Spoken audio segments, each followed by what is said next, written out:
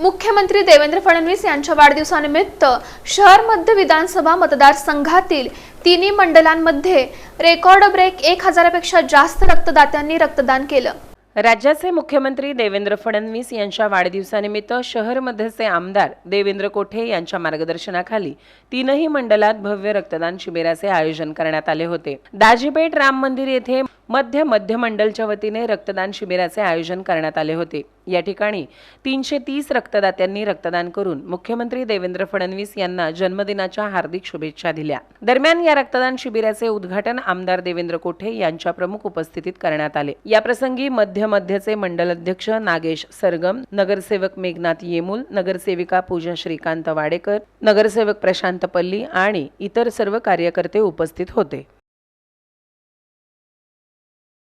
महाराष्ट्र राज्याचे लोकप्रिय नेतृत्व, नव महाराष्ट्र, विकसित महाराष्ट्राचे इन्फ्रामॅन, करोडो लाखो भगिनींचे लाडके देवाभाऊ, कर्तृत्ववान मुख्यमंत्री आदरणीय देवेंद्रजी फडणवीस साहेब यांच्या 56व्या वाढदिवसानिमित्त महाराष्ट्र राज्याचे प्रदेशाध्यक्ष माननीय रवींद्र चव्हाण साहेब यांच्या सूचनेनुसार सोलापूर शहर मध्य विधानसभेमध्ये महारक्तदान शिबिराचं आज आयोजन करण्यात आलेलं आहे।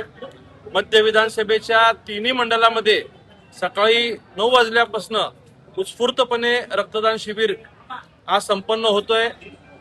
शहर मध्य विधानसभेतील मध्य मंडलाचं रक्तदान दाजीपेठेतील श्रीराम मंदिर येथे या ठिकाणी सुरू आहे।